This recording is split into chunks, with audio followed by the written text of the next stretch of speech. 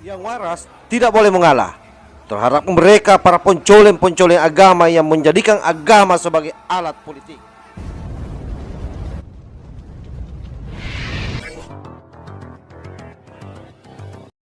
Bikin kelompok, bikin firqah, bikin ajaran. Seperti ajaran tarekat, ajaran tasawuf. Islam nggak pernah mengajarkan. Nabi nggak pernah mengajarkan. Kemudian dibagi lagi. Ini ada tarekat, ada syariat, ada hakikat, ada ma'rifat. Nggak ada dari Nabi SAW. Nggak ada dari sahabat. Ini sesuatu yang muhdats, yang baru dalam agama, yang Nabi nggak contohkan. Nggak ada. Nggak ada tarekat, syariat, hakikat, ma'rifat. Maka kata para ulama dalam tasawuf itu awalnya bid'ah dan akhirnya zindiq. Awalnya bid'ah karena Nabi nggak contohkan, sesuatu yang baru dalam agama, akhirnya zindiq. Karena ketika dia sudah membagi menjadi 4 golongan itu, 4 tingkatan, nanti kalau sudah sampai kepada hakikat ma'rifat, kata mereka sudah nggak ada beban syariat lagi. Terus para peneliti itu tanya saya, Pak Ba, apa memang ikhfaul Islam itu boleh, menyembunyikan Islam itu boleh? Karena buktinya Cheng Ho itu ketika di Cina tidak memperlihatkan apa? Islam. Ya saya jawab, saya tidak punya hukum tentang itu, tapi kalau sampean tanya tarikh saya punya. Karena ini tidak baik difatwakan secara hukum. Kalau balik malih, ada masalah yang tidak baik difatwakan secara apa? Hukum. Tapi kalau sampean tanya tarikhnya saya punya. Apa Pak Baik tadi? Abu Dzar ketika Nabi minoritas, Abu Dzar itu orang pedalaman. Ketika Islam masih minoritas, kata Nabi, ya Abu Dzarin, kamu menyembunyikan Islam kamu saja, jangan memperlihatkan apa Islam. Nanti kamu dicincang sama umat kamu, sama kaum kamu. Nanti setelah saya menang, baru kamu boleh memperlihatkan apa Islam kamu. Sehingga dalam tarikh ya ada ad-da'watu sirron, apa ad-da'watu sirron, sholat sembunyi-sembunyi. Lah itu hebatnya Rasulullah. Rasulullah sing ahabbul khalqi ila wa tahu ngalami salat sembunyi-sembunyi. Nggih mboten? Nabi Muhammad itu kekasih pangeran nate ngalami salat sembunyi-sembunyi. Begitu juga awal-awal Islam. Dan sampean saiki takok, tapi saiki Islam wis kuat, sembunyi ora oleh, Gus. Kuat anak kuwe mergo wong akeh. Lah saiki saudara kita yang di Hong Kong, di Timor Leste, mungkin di Australia. Paham ya? Macem-macem. Mulane sing apik ku anut ulama sing ijek jujur, pokoke riwayat itu diterangno, kejadian-kejadian sing dialami umat sahabat diterangno. Wis ora usah intervensi, pokoke ngono. Mulane saya katakan itu tidak baik difatwakan secara hukum, tapi ada padanan sejarahnya, ada padanan sejarahnya. Paham ya? Mulane akhirnya walhasil Nabi ku ninggalo qiyamul lail di masjid, tapi Umar nglakoni. Ketika Umar dibantah, ya Umar, kenapa anda sholat qiyam mulail secara berjamaah, bukankah ini bid'ah? Jadi riyen Sayyidina Umar ya nanti dituduh napa? Bid'ah. Mulane kita terima kiai dituduh bid'ah semenengahe wong Umar sing sahabat dituduh napa? Bid'ah. Jadi jawab Umar ya enak, umpama iki bid'ah ya bid'ah paling apik bid'ah iki. Dorong saiki anu bid'ah kok disifati apik. Sing dituduh bid'ah ora Umar tok, Kanjeng Nabi pertama dadi nabi ngajak wong Islam wae Abu Jahal dituduh bid'ah. Mane kena dituduh bid'ah tenang ae, Kanjeng Nabi nate dituduh napa? Bid'ah. Tapi Nabi ra didalili wa kullu bid'atin dhalalah.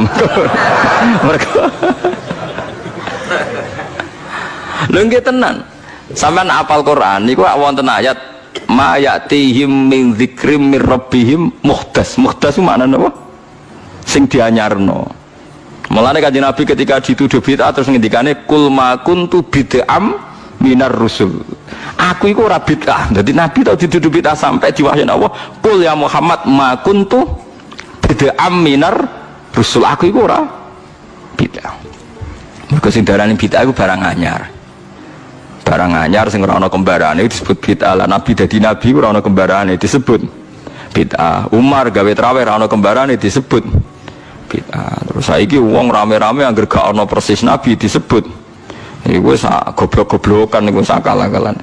Bid'ah ngeten sampeyan tak terangno. Bukan karena saya orang pesantren mboten. Saya itu lebih hafal banyak hadis timbang sing sidik-sidik nuduh bid'ah. Bid'ah itu begini loh.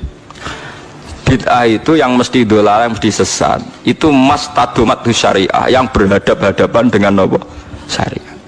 Tapi jika bid'ah itu menguatkan syariat, maka tidak musuhnya syariat, tapi bagian dari syariat. Jadi bid'ah yang dolala itu yang istodam itu berhadap-hadapan. Mulane darane Saddam Hussein, Saddam Hussein bapaknya jenakno iku Saddam. Saddam maknane tukang nyeruduk. Lha iku bapaknya kasil ketika anake dadi Saddam Hussein itu tukang napa? Nyeruduk. Wong Arab nak darani tukaran Saddam. Istidam maknane apa? Benturan sing keras napa? Istidam. Nah, sing darani bid'ah dolala iku sing berhadap-hadapan istidam, berhadap-hadapan sama syariat. Nak trimo gesekan utawa saling bersinergi utawa saling menolong itu tidak bid'ah. Dalilnya gampang begini, ini hadis sahih. Kalau buatan belo NU, ya belo Muhammadiyah, ya belo siapa-siapa, ini cerita ilmu mawon, cerita ilmu. Tidak ada yang saya bilang. Sahabat itu nanti, ini hadis sahih. Ada sahabat setelah i'tidal. Nggih setelah nopo? I'tidal. Sama nak i'tidal ngafat nopo? Misalnya Rabbana walakal hamdu terus milu samawati mil ardi. Ya milu ya bid'ah, Nabi macane mil'al. Kabeh riwayat tuh Nabi macane mil'al. Mulane kalau dia anak jenenge mil'at tasbihah mergo Nabi macane Rabbana lakal hamdu. Hakadha fi jami' riwayat bi fathil hamzah. Terus dari Imam Nawawi wajaza raf'ul hamzah ala annaha sifatun.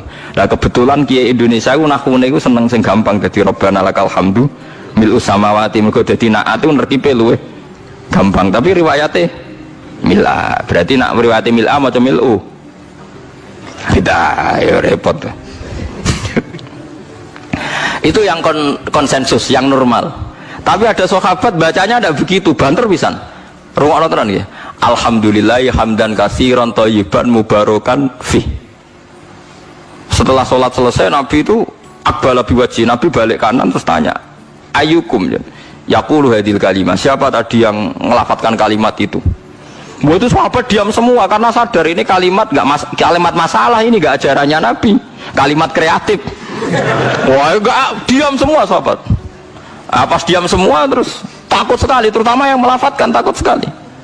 Terus Nabi akhirnya dawuh, enggak, kok enggak ada masalah, saya tadi itu kaget saja, ada 12 malaikat yabtadirunaha ayyuhum yakhulu awal. Saya tadi kaget saja ada 12 malaikat yang rebutan kesusu nyatet di sing paling dhisik nyatet. Mergo begitu indahnya kalimat itu. Wah, akhirnya sahabat anada ya Rasulullah. Nggak, artinya kan ada kalimat kreatif yang nggak diajarkan Nabi dan dibenarkan Nabi. Paham ya? Kalau balik ini mas, ada kalimat yang nggak diajarkan Nabi, bahkan Nabi kaget karena merasa itu udah diajarkan, tapi dibenarkan Nabi. Mulane kalau yakin umpama Rasulullah pirsa kalau ngaji terus sampean do gawa kitab, gawa pulpen ya seneng mawon. Ora iso dibid'ahno. Nabi ora iso nulis berarti gawa pulpen bid'ah. Oh, Nabi ora tau gawa jalalain.